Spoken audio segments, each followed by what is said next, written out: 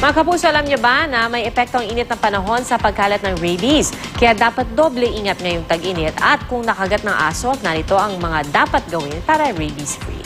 Balita natin ni Micaela Papa. Matapos makagat ng aso, hindi raw agad dinala sa ospital ang anak ni Maria Elena, lalo na't di naman ito nagpakita ng mga sintomas ng rabies. Kaya naman nang makaranas ang biktima ng pagsusuka at pamamanhid 2 buwan ang nakalipas, huli na ang lahat. Yung pinadugo po siya, tapos sabon, lagyan po ng sabon, tapos yung dinala po yung, alam niyo naman po sa tanduk yun po.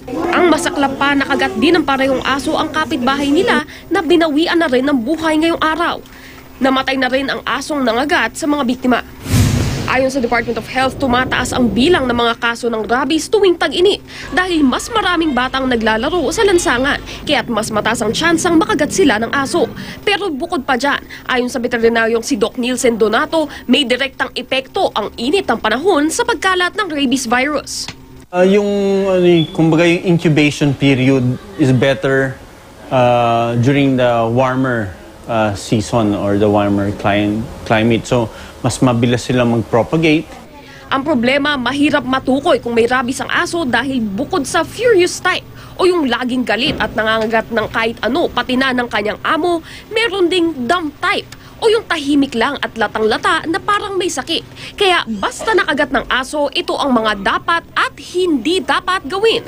Hindi dapat sipsipin ang dugo mula sa sugat dahil maaari ring dumaan ang virus sa mucous membrane sa bibig. Huwag din daw kainin ang karne ng aso dahil maaari ring makuha ang rabies mula rito. Itong virus na ito, pag tinignan mo siya sa electron microscope, ang kapal ng capsule niya. And bullet shape ang itsura niya. Kaya medyo resistant siya sa init. Habang kinakatay po yung aso, maaari po doon sila magkaroon ng exposure.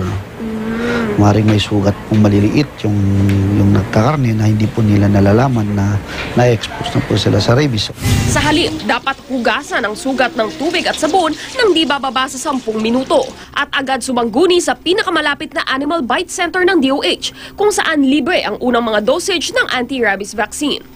Upang malaman ang pinakamalapit na Animal Bite Center, tumawag sa DOH hotline na 711-1001 at 711-1002.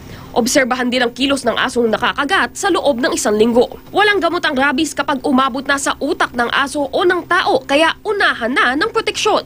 Simula 3 months old, pabakunahan ang iyong aso ng anti-rabies at siguraduhin lagi itong nakalish at di gumagalang walang bantay. Panatiliin ding malinis ang mga lugar na maaring pamahayan ng ibang carriers ng rabies tulad ng pusa at daga. Bukod sa rabies, may isa pang sakit na nagbabanta sa ating mga alaga ngayong tag-init, ang heat stroke. Ito yung mga simptomas niyan, init na sila, hinihingal sila, yung dila nila halos kalahati na nakalabas. You can hose them down, you can use ice, you rub it on the body. Micaela Papa, GMA News.